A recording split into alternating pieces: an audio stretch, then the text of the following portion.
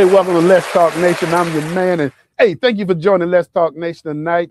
We have a special treat for you. And y'all know, usually you see this co-host in a window, but now you're seeing him tonight in the studio, Doc for Life. You had to fly in. Hey, but also you're in for another treat because we have. Oh, Doc, let me let you get your commentary first. Hey, Doc is in the studio. He's not too often in the studio. So, what you want to say to the audience before I introduce our special guest with us tonight? Well, nothing, believe it or not. Nah, that is not you. That is not you. We'll talk on the show. I came down because my buddy here, the man that has kept me connected to the radio. We've been friends for I know long time. When I think about that, Drug me over to Inspiration Radio Network, his network, and stuff. Had me flipping out and cussing folks out and fighting with the city. Hold on, wait a minute. Wait a minute. Wait, hold up. Going to the extreme since he's gonna take it there, he might as well do the introduction. So go ahead and lay it out. So this is a legend in Orlando. Man, Steve has been around. I told him, I say, me and you about the only two that know where all the bodies are still buried. But this has been a pioneer in Orlando, a person who has had their finger on the pulse of the city and especially our community for a long time. He has championed numerous causes. I'm a big fan of him and his wife, and they are salt of the earth people. They are always out serving the community. They've been like that. They just are gracious people. And I'm proud to call you my friend, Mr. Steve January. All right. Well, I appreciate it. Where those applause at? Okay, well, I appreciate it, man. So Steve, welcome to Let's Talk Nation. And I'm going to go ahead and say this. And this might sound corny. Okay. But, after I moved to Orlando, and anybody who's familiar with, the calendar, after December comes what? January. hey. Yeah, I have my own month now. You got your own month. I have my own month. My birthday is up to January. Okay. Yeah. But man, I tell you, on a serious note, when I moved to Orlando, and I wasn't even thinking about anything relative to being in this business at all. But I heard your name. Because folk were talking about, hey, if you are in this town and you need to know people, you need to know what's happening, you need to know how to get around, the person you need to see is Steve January.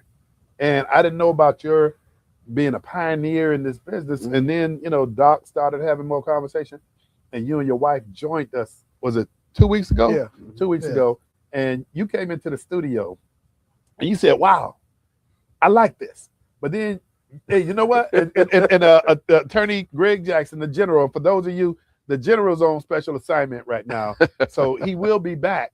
But we love what we call iron sharpening iron. And you had a critique of the studio.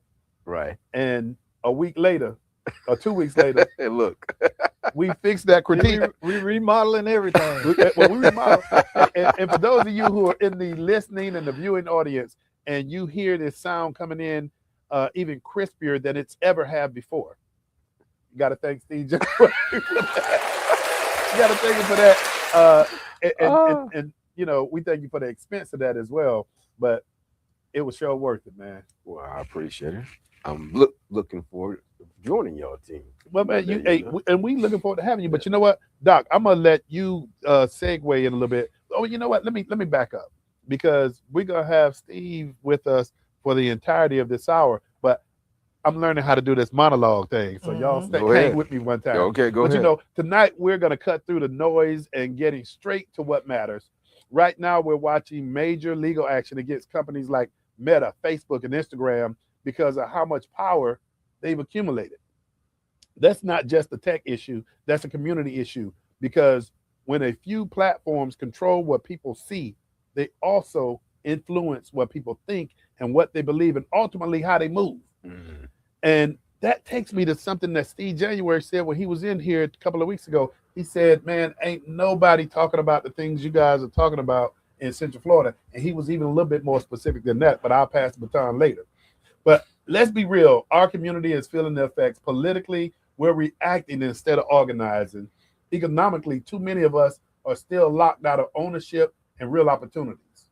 Culturally, our narrative still is too often shaped by somebody's outside culture. And in our communities, we've got good programs, but not enough alignment or coordination to move the needle. That's where Let's Talk Nation steps in. Doc, you've been the executive producer, man, 7.5 years now. We've been in operation 8 years. You jumped right in, man, and you've taken the bull by the horn, and you've done what it has taken for us to move the needle to the next step. Well, I know the power of media, okay? And I understand it. I understand the freedom that it can bring to a community, the voice, and the change that it can do. So when y'all wanted to do this, I was all in. You didn't have to sell me because I knew the transformative power of what you were doing. So you knew the assignment, and see, you get me on the phone. And Steve, he'll get me on the phone like 10:30, 11 o'clock when I'm trying to wind down. And That's Terry. He'll start, That's him. Terry. He'll That's start a him. conversation that's going to last another hour. Yep. But you know what? Here's where I'm going to say God put people in your path for a reason. That's true. Because this platform isn't just talk. It's about connecting information to action. It's about making sure people understand how power works. Yeah. Where the money flows and how we need to position ourselves. But you know, Steve, when you came in here 2 weeks ago, you said one thing. You said, man, I love this. And I'm gonna be, if you don't mind, I'm gonna be even more specific. You said the Black community, it needs this. That's right. The Black community do. It needs this. And you know, we're not gonna sit up here like we oftentimes see that other people designate who's gonna be the spokesperson for Black America. We're not trying to do that, but what we're trying to do is provide an opportunity. But Steve, let me ask you, man, you've been around. Just as Doc said, you've been a pioneer, man. You've already cut your teeth on this. What do you see as it relates to Let's Talk Nation and what it can bring to communities? Oh, wow. It can bring a lot. It can bring information and education. When it comes to information, I can see what Let's Talk Nation have been like a news station 7 days a week, giving news that the community really needs. Okay, there are a lot of things going on in Orlando that news stations don't cover. It's time out for all the negativity, and that's bringing some positive news, and that's up our young people. You start bringing positive news, and you start educating the community on a lot of things, like this thing with social media and all. Okay, our Black community need to be educated more about the social media and the real deal about it. When it comes to education for our young people, take off all the negative stuff. Let's start educating and highlighting our young people. That way they get motivated now to inspire, to encourage themselves to be more. That's not happening. That's not happening. Let me ask you the $1 million question. And Doc, I appreciate you chiming in on this. I'm gonna go back to Deion Sanders. I'm gonna go to the Colorado Buffaloes. You know, when they were playing games last season, a lot of those teams that went in and beat them. And I like Deion, believe me, I love Deion Sanders. He's motivational, he's inspirational. But what a lot of those other teams said was that the Buffaloes were playing for clicks and not victories. When we talk about positive versus negative, it's sad to say that negativity gets more clicks than when you see somebody doing good in the community, see somebody excelling, looking at outcomes. So either one of you. It's funny that you say that, because that's exactly what's got Meta in trouble right now. Because what they're doing with their algorithms and social media is they're rewarding those posts that creates that controversy, because people travel. And that's part of the lawsuit and the issue with the young people, because they are using those stories or angles to really get those clicks. It's like this past weekend, the Erica Kirk thing, right, with Drewski. Homeboy put it out Saturday afternoon. It's already at 180 million clicks as of this morning. Okay. Now, the thing about it, he never says anybody's name. But immediately people got upset, and it's like been this big brouhaha all weekend. Mm-hmm. Okay. And now think of it in the context of the bullying that goes on with kids. Mm, The same kind of thing. Yeah. And Meta is pushing certain and allowing certain behavior on their platforms that encourages that. The kids follow that. Okay. School fights. You see guns on Facebook all the time. You see fights on Instagram all the time. That's true. So I know, but I know you don't have a quick fix, because if any one of us did have it, we'd certainly be out there doing it right now. But how would you take? Well, the quick fix I would think, Brother Love, is that it goes back still to the home, the Mhm. parents. Yeah. We have to monitor our kids more and more. Okay. When I do see Facebook, I'm seeing always negative things. I'm seeing fights. And what hurts me so much sometimes, I see our young ladies. Okay, Yeah. let me be honest. I'm Yeah. being real about it. Yeah. This is me. Yeah. I see the young ladies out there fighting, Mhm. not the men. And that really hurts. It's like, what has happened? And with social media, I mean, this thing is well, it's, to me, it's not really like social media to me. That's it's like I can't use the word, and God forgive me, I'm not going to use the word. Yeah. Mhm. Yeah. But it's crazy, man. And then you got kids on here, you know, they killing each other. Then they're laughing about it on Facebook. Yeah. Right. Until you see them crying Yeah. in somebody's courtroom.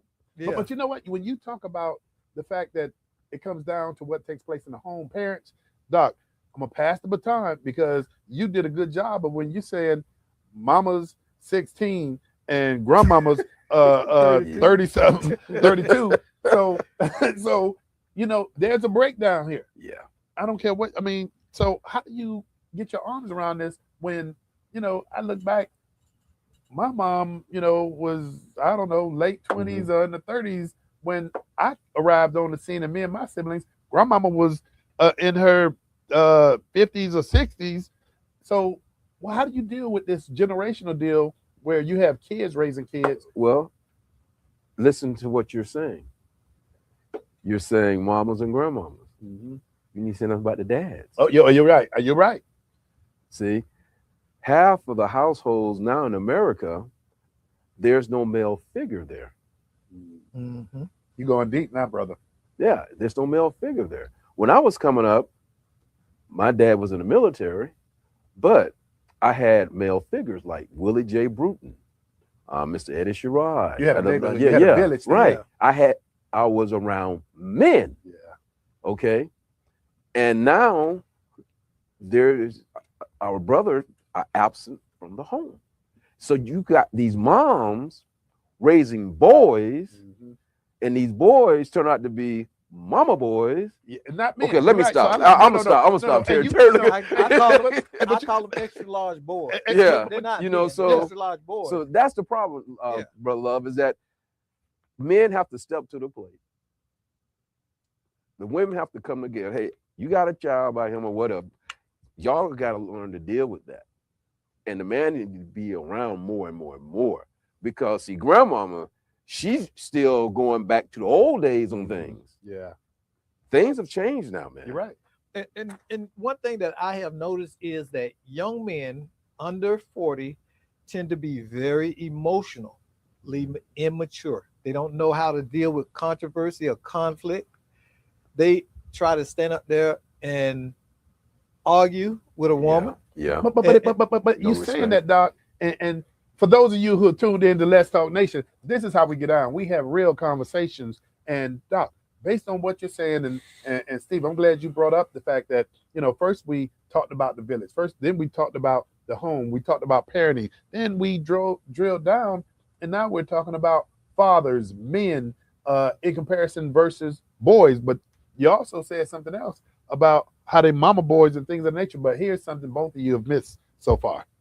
Okay. The fact that, and we get this from Dr. Randy Nelson, who Mhm. is a renowned scientist and highly sought after. And Doc and I, we have the honor and privilege of saying Dr. Nelson's been a good friend and that's how we get this tutelage. But the fact of the matter is, if you look at empirical data, you got a higher percentage of single-headed households that are headed by females raising these mama Right. boys that you call them. Yeah. Right. And so how are they expected to understand what the journey towards manhood is supposed to look like? Because I will say this, my mom did a great job with me and my 3 brothers. Mm-hmm. She taught us how to be responsible. She taught us how to be compassionate. She taught us a number of things. But the one thing my mom, and I say this with all due respect, could never teach us how to be men. My sister, Yeah. she was on point. Mm-hmm. And so I don't offer any excuses for that. But I tell you what, there was a lot of neighborhood guys who filled the gap when my mom and dad divorced. Mm-hmm. And I know somebody might be out there Now. saying, where was your dad? But where are the neighborhood guys? Where the Them neighborhood them- guys? Them guys Mhm. ain't there no more. No, no. You know, Mhm. they say, hey, don't come out. You ain't got no business out here. This ain't for you. For you. Yeah. Yeah. They will steer you Yeah. away from that kind of stuff. Mm-hmm. But those guys now, they say, hey, come with me. Come, let's go get this lick. Yeah. You see what I'm saying? It's a different mindset. It really it is. It's It the really get is. over It mindset. really is. And so you don't have anybody cautioning you or restricting you or giving you the other side of the coin. So Yeah. everything is go, go, go. But there's a communities of care model that's evidence-based. That communities of care model take four domains. One of them is education. One of them is community. The other one is family. We are hitting on, and I can't remember the 4th one right now, but we're hitting on 2 of the 4 when you talk about family and community. Mhm. That is something that we need to be able to get our arms around. And then when you say family and community, we got to think about faith organizations that have always been there, no matter how high you go, Mhm. and no matter how far you fall, they have been there. Doc, I know your position, but what I'm saying is these institutions. You felt it right on this side. It was right here. You felt it. You felt it coming over there. Hey, man, I know. I mean, that's my boy right there, and I know. Doc, go ahead. I surrender. Go ahead. Listen. This is what I always say. Now, y'all know I'm a true man of God. That is me through and through. But I also understand that the way that the Black church has become now is not in a place where it used to be. You had a sound church before with a simple message. Now you have a performance church with a different message. It's not. I disagree to a point. It's not the gospel of grandmama. Now there's some churches, bro, that have the gospel of grandma. I know, but You got those those. are what they hard to find, ain't they? Because Yes, they ain't got the well, lights they and hard, the mirror. right? I'm not. I'm they not hard to knocking. find because this generation now are used now to the lights and all of that, and you Mhm. know, where to this generation, that's what they like. When I was coming up, lights, what? Yeah. The spirit, But the they true don't- spirit. But, But see, but listen, they are going for the aesthetics, mhm. and you have to have the word. That You word is gotta have a word. foundation. Yeah, yeah. And if the foundation isn't being learned, okay, that I'm working on a book called Microwave Jesus, Oh boy. and it's about how the faith has now become this instant gratification system, Want a it now. motivational tool, and they want it right now. When God doesn't answer their prayer right away, it's like they clicking for likes. God, where's my favor? God, where's my blessing? And we can't approach our faith like that because faith is slow. Faith is a marathon. Yeah. It's not a sprint. Well, you know what though, Steve, I love that little, because I was about to say, okay, you know, I love that little bout with Mike Tyson and Ali, because that's what this show is all about. We're gonna sharpen each other, and Doc and I, just like you say, well, I respectfully disagree. That's me. That's usually me with Doc with Yeah. this, and you know, I got to tell you, and we that's my brother, but iron sharpen iron. And I also believe that you're right Mhm. in a great respect, but we can't condemn, like you mentioned. Mhm. You can find them out there, but we can't condemn all of the faith It's not community. condemnation. What I'm saying is, see, my point of view is when you see a problem and you know it's a problem, you fix a problem. Mhm. You don't pretend like it's not there. What I'm saying is there's enough evidence based. See, me and you both Yeah, like that yeah, evidence based yeah. and empirical data to look at the church with a not a judgment eye, but a real eye of understanding where it's at and where it's not at, and saying that truthfully. I don't want to see the church destroyed. I'm not against the church. What I'm saying, if you're going to do church, do it right. Mhm. That's what I'm saying, because you are in charge of people's souls. If you're a leader, Mhm. you're leading them somewhere. Well, see, the black church have changed because we go to these white churches, these white conferences, and what they're doing. I had to go there. I'm sorry. Had to go. Listen. Okay. And I've noticed that with me being around ministry for so long with Mhm. radio, I have seen that where you go to these conferences, you come back, you're doing what they're doing. You don't have to do that. Yeah. Keep your people like, just be real. What's going to bring people to your church is your word and how you're going to really teach the Bible. They've gotten away from that. Which still goes back to the point of what's going on today in our world, even like with single moms. Mhm. Okay, they reach out more to the pastors than anything. And now you have women pastors who are really out there doing good things. Mhm. Women pastors who are married Mhm. and is really mentoring women in their church. Mhm. Okay, and they're trying to show that family unit. And you do have some good pastors out there that's doing the same thing, trying to Mhm. show that family unit. So what has happened is that with some, not all, just with some, they've gotten away because when they go to these conferences, they're coming back with a whole different mindset. And I've noticed that. Yeah, About life. and now they want to be bringing it to the black community. they want to be CEOs. That's something different, man. They want to be Wanna be CEOs Yeah. and heads of business. Yeah. And the church is not a business. As much as we want to say about the lights and all of that, the first duty of a church is to save souls. And then the second, it turned into a business because you need finance to run that church. You're right. You're right. That's true. You But need the you finance to run teach, the church. but you see, if I was running the church, I'd never be a pastor. Okay, my thing would be to go to the people and say, "Look, we want this building. We have this responsibility every month. Here's what the bills are. We need giving that coincides with that. Okay, to help. We need to fundraise and all of that. I would not resort, and I'm not saying a lot of churches do this, but I've been in conferences and events where they say, "Oh, we got $1,000 line over here if you want a special blessing for your Mhm. building, for your ministry and all of this. It's $10,000 line and come on, hurry. I've seen big names do this. Mhm. Okay, that's problematic for me But you know what? Go ahead, Doc. I'm sorry. because it's about salvation. It's not about the building. And what does it say about your faith if you have to con people out their money? Don't you trust God to build your church to reach the people? God knows the minister's heart. If your heart is true and genuine, God is going to provide. I have no area of my life personally where the things that God wanted me to have and I needed to get done that He hasn't provided. It's about faith. That's what faith is. You're right, Doc. But one of the things that you said, Steve, that I got to go back on, based on what people are looking at, and you mentioned that people are looking at pastors and them basically giving their word.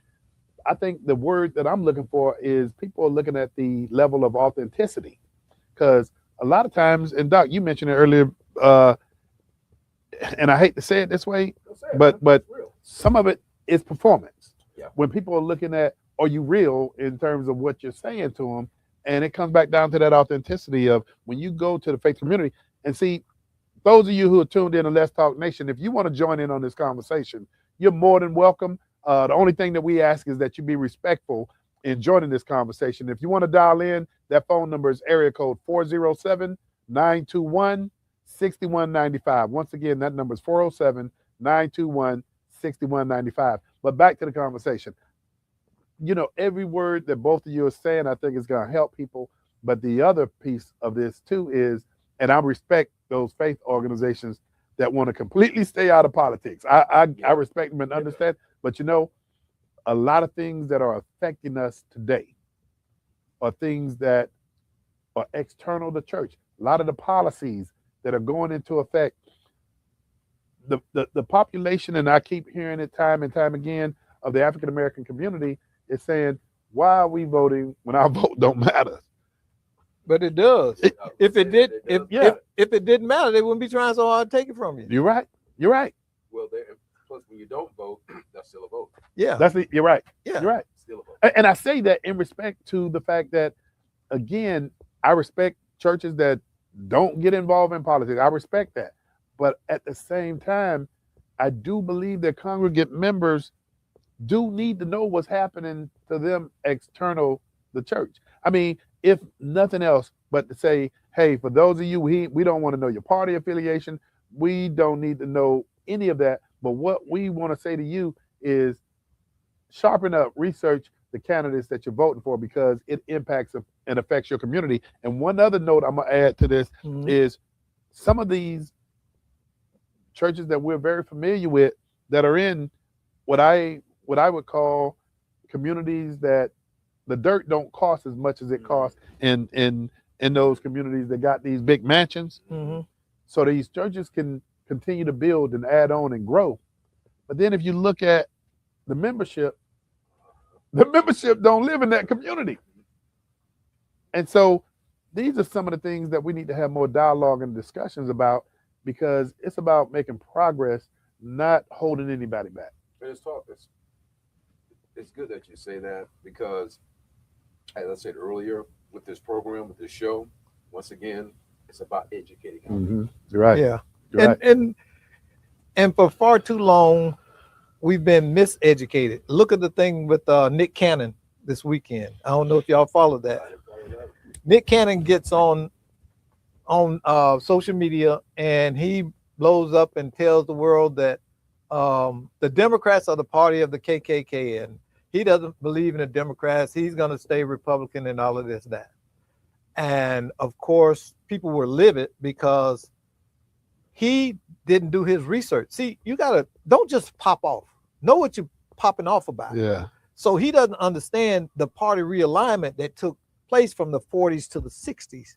And in fact, that the Republicans that are now in the Republican Party, I mean, the Democrats that were Democrats then, when the Civil Rights Act of 1967 was passed, they fled the Democratic Party and went to the Republican Party. So those racists that were there, remember the Dixiecrats and all of that, they went in mass and signed up as Republicans.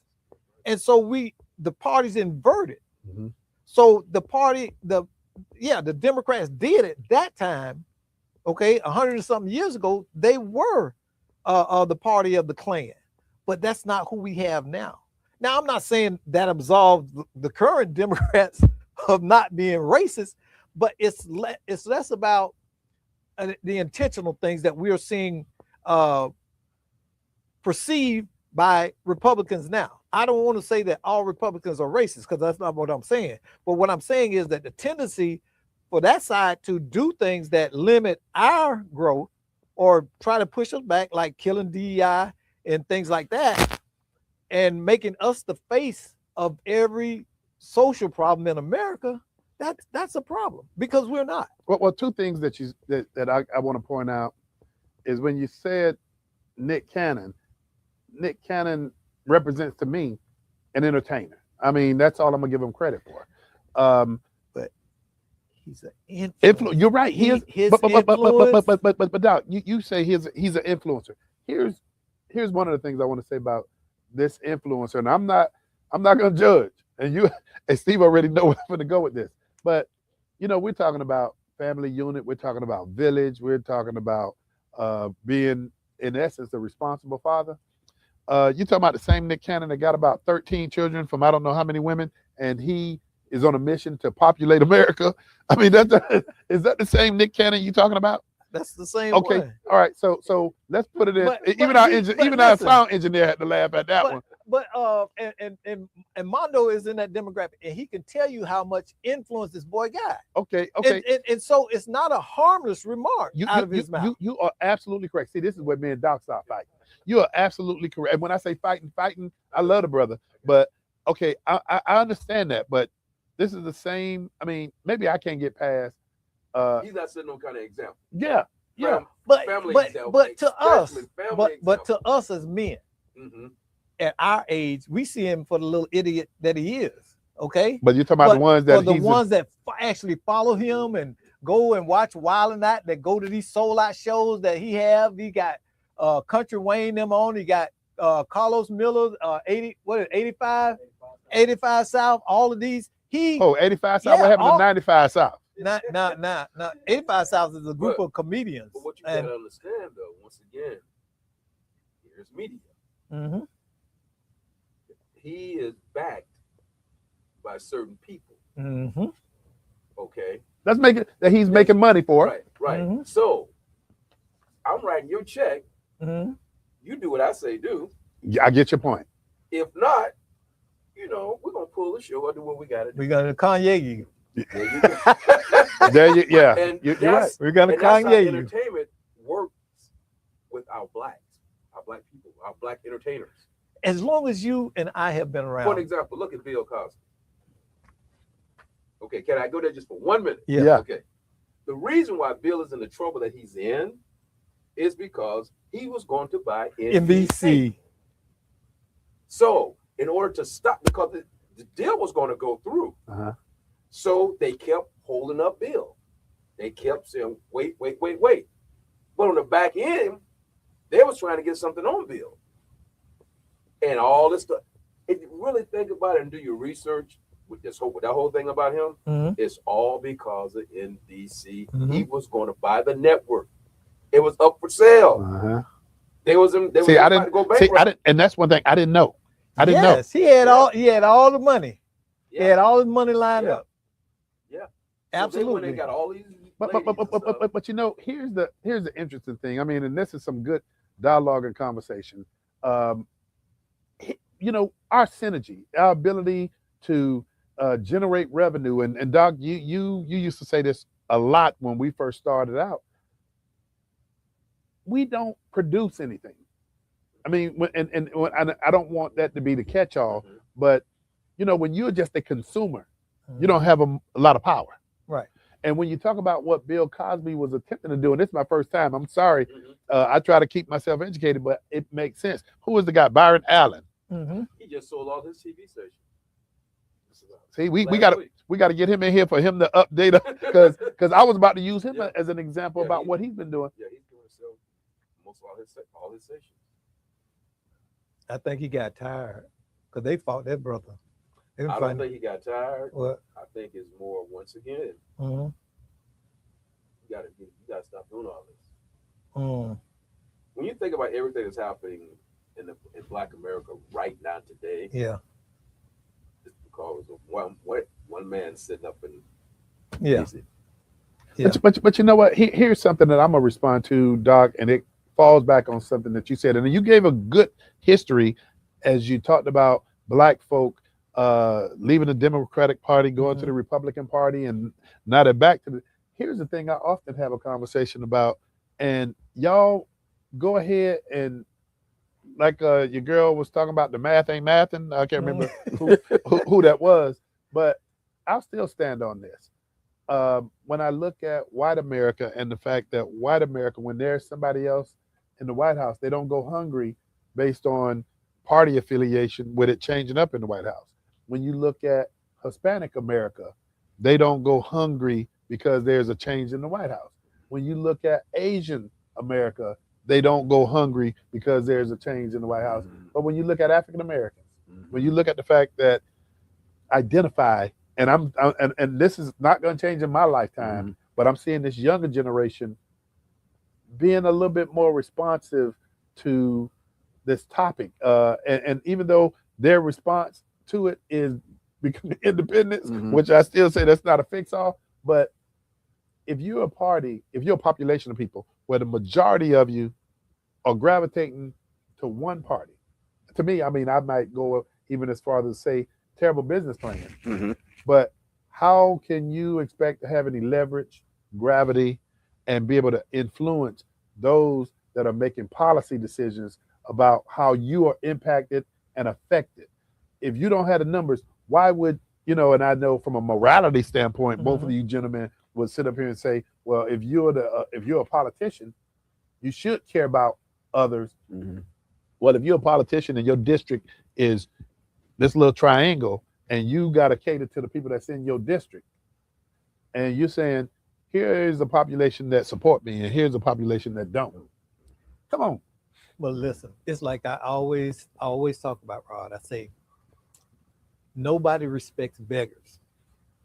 And what I mean by that statement is that when you don't own anything, when you don't have any influence, when you have no power, your requests don't carry fall any on weight. deaf ears. You're right. You're right. Because you're asking me for something, but you're not giving me anything, and you have nothing of value that I need. So I don't have to pay attention to you. But the same go toward when you see candidates. I remember when they used to, and I'm sorry, Doc, but when you get me excited about this stuff, because this is my wheelhouse. It used to be a time where we used to see politicians go to the black church early and often. Now you see an election, and the general, Attorney Greg Jackson, talks about it often. You show up 30 days, maybe 45 days before an election, and you might put one person out there on the street to deliver your message. And what we've seen in years gone past, even the Hispanic community start funding their outreach a year in advance. But you come to the black community in 30 days, 45 days. Instead of paying everybody, I go to one pseudo leader, get him $5,000, and then have him tell everybody to vote for me. So again, why do I have to owe you anything? Yeah, well, you're giving me for free. You're giving me your support because you listen to Leroy or Ed that I paid $5,000 to. You see, remember, you weren't there, but when Charlie Chris came, he pulled that, and this was over at what's the guy's name over on Orange Center, Chef Eddie, his restaurant. Charlie Chris met with the Democratic Leadership Party here. I was over there, but you know what? And I asked them, well, where's the money for us to get out here and do all this? You did something a lot of people don't do. And I was at the table with Rucker. Don't go. But I was at the table with him and somebody else. And I said, well, did y'all ask him? And they said, no, we ain't got to that yet. I was like, man, I don't want to hear this crap. I got up and left because my thing is, I'm a business person. It's transactional to me. You want me to get out there and do something? I'm not doing it for free, and I'm gonna tell you that. I used to love when politicians come around. They come to the church and they give their spiel until I woke up and realized we need to stop doing this. Now, you come during election time. After election, we don't see nobody. If they will start coming when they start worshiping with the black community, then they can understand a little bit more. But these guys and women, they don't understand the black community. We don't own anything. We as a community hold no economic power other than what we can spend. But whose fault is it? It's our fault. Thank you. It's our fault because we value it's like when I was a kid, it used to be this thing about I'm gonna move out the hood and go out there and Dr. Phillips. Oh, everybody wanted to move to Dr. Phillips. And made a mention to somebody. I said, if the same people that's here all were able to move out to Dr. Phillips, then Dr. Phillips will look like here. Because it's not about location, it's about mindset. Yeah, yeah. But you know what? Steve said something that I don't want to overlook. He said, "Whose fault is it?" And we don't gloss over that. It is our fault. Look at the black businesses in Washington Shore, Brother Love. When I was coming up, everything in Washington Shore was black owned. Everything on Church Street, black owned. Paramore, black owned. How many times I told you? I tell them that all the time. So, doctors, lawyers, dentists. We had it all. Yeah. The movie theater. You had the Carver Theater. And it's gone because the black community did not fight hard enough to keep this going. Well, I'm gonna even go out a step further, Steve. Okay. You know, when we talk about whose fault is it, and then you mentioned that black community didn't fight hard enough. Man, I'm looking at our black leaders. I'm looking what camera over here. Our black leaders today, and I'm not gonna go calling names, but man, it's a crying shame that it's about a popularity contest. When you look at Orlando and you look at opportunities and lack thereof, and you look at our leadership that we got in place, let me say this, and I'm gonna just break this down very, very elementary. People say, well, why black folk can't say what they're gonna do for the black community when they're leading up to be elected.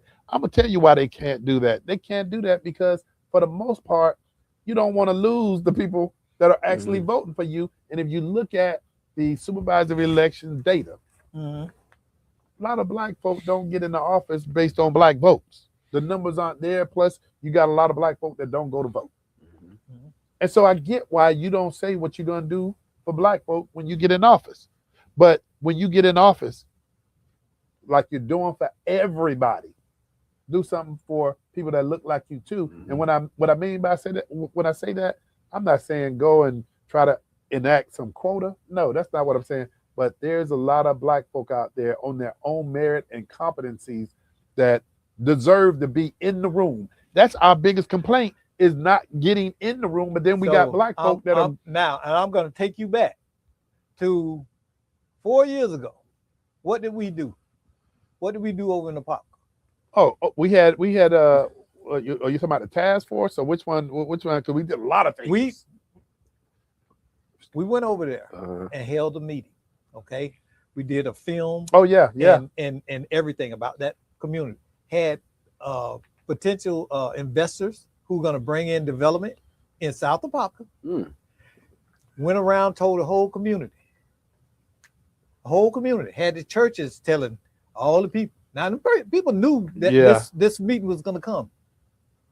See, 13 people showed up. Wow. So if you won't show up for what you need, why should I be concerned about what you don't have? Yeah. Because you're not participating. I don't know what you need. Okay?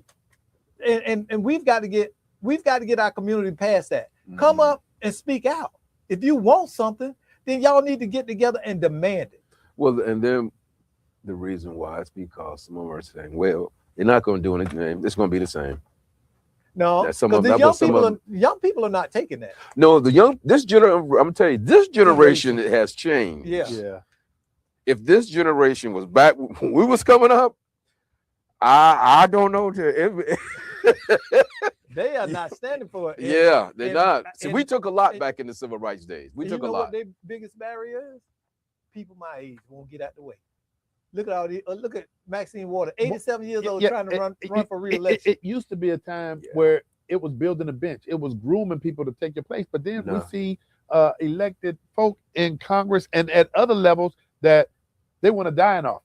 But you know what? Y'all remember Greek mythology. You remember Caesar. You remember what happened to Caesar in the chamber? They viewed Caesar as this dictator. Yeah. And they said, well, you know what? It's time for him to go. And even when they started putting that sword in him, they told all the other members in the Senate, he gone, but y'all better stick your sword in him too, because you're part of this. And it shouldn't be whereby you got to have folk kind of flip on you to Mhm. say it's time for you to go. That's number one. But I wasn't planning on doing this, but this seems like a really apropos moment to do this. Steve, we invited you here, man, because you've been a trailblazer. You understand this business. The General Attorney Greg Jackson, myself, Doc Polite, Armando, our sound engineer, has been with us day one. We did this, man, because it was an assignment that we realized. We didn't know, they say if you want to hear God laugh, tell him what your plan. This wasn't our plan. Mm. But 2 weeks ago, you and your wife came into the studio. Orange County has added 2 additional district seats to Orange County government for commission seats. Your wife is running for one of those seats. Mm-hmm. And again, this I didn't plan, Doc, Mhm. but when we talk about accountability, when we talk about leadership, when we talk about what the community needs, and here's why I've been holding, and not that I'm popular or this or that, but I've had folk over the last few months asking for my support and endorsement. I've been holding it because here's something that I realized having sat on the dais Mhm. when I was appointed as an Orange County Commissioner. When you're on that dais, you naked by yourself in the decisions that you're making, and you got to stand behind those decisions. Mhm. But the other thing that you do have is a voice.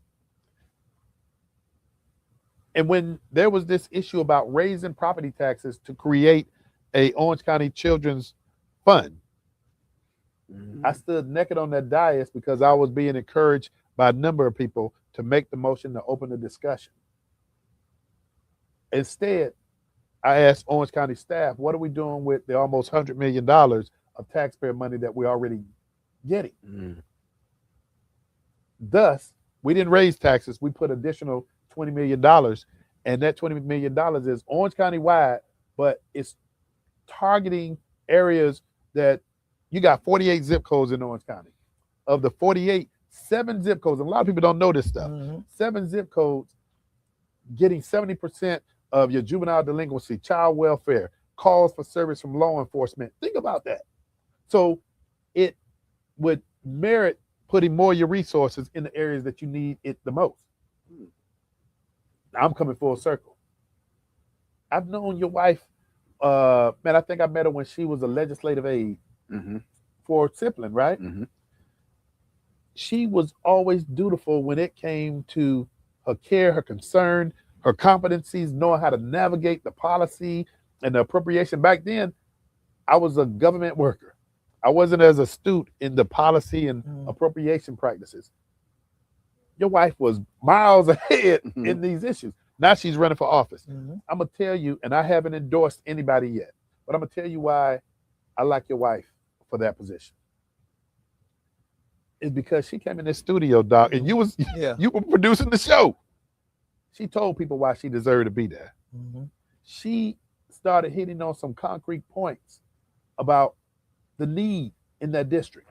But something else she talked about that just moved me. And you asked her the question.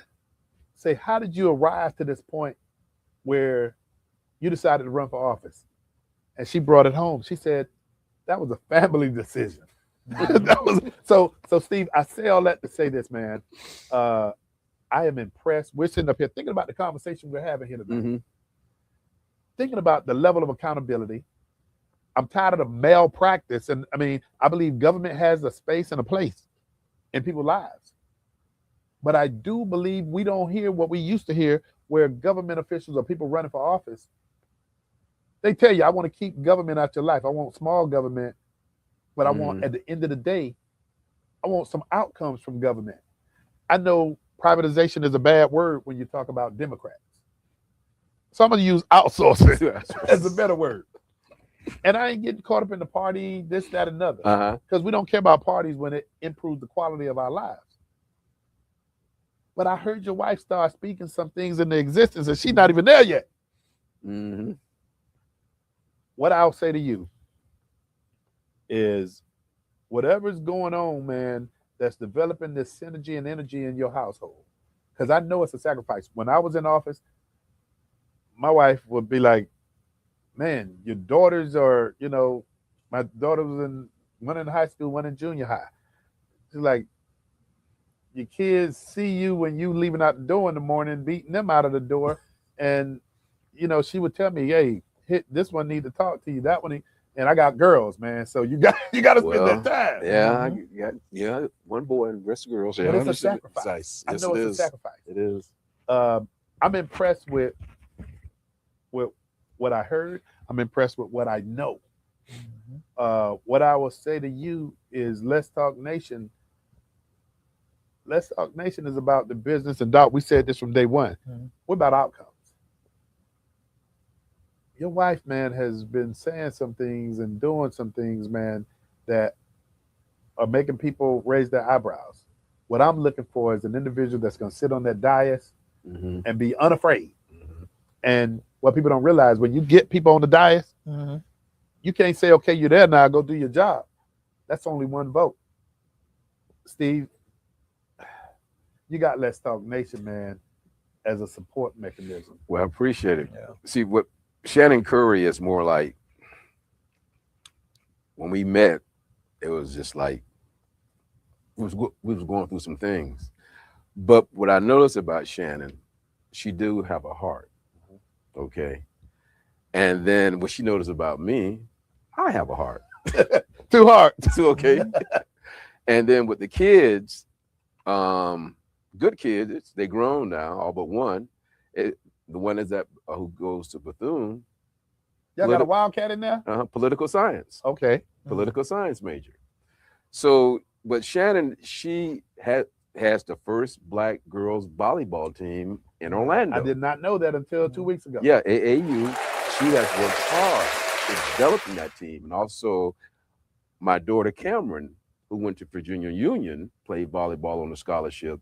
She's with her mom. Okay. So they have developed this team, and now it's shocked. I went to the game, like, how many teams do we have now? She said, "Babe, we got almost 3 teams now. We only had just one team, and it's been a struggle." How have y'all been doing this from a community perspective? What supports do you get? Parents. Oh, okay. By parents, paying a little money, whatever, and they're not really paying that much because Shannon Hart is into volleyball and showing the community that, hey, it's not about basketball all the time or football all the time. There are other sports that our children can play to get scholarships. My thing in the back of my head has always been that if I can find me somebody to do lacrosse for the brothers, I'm gonna do some lacrosse.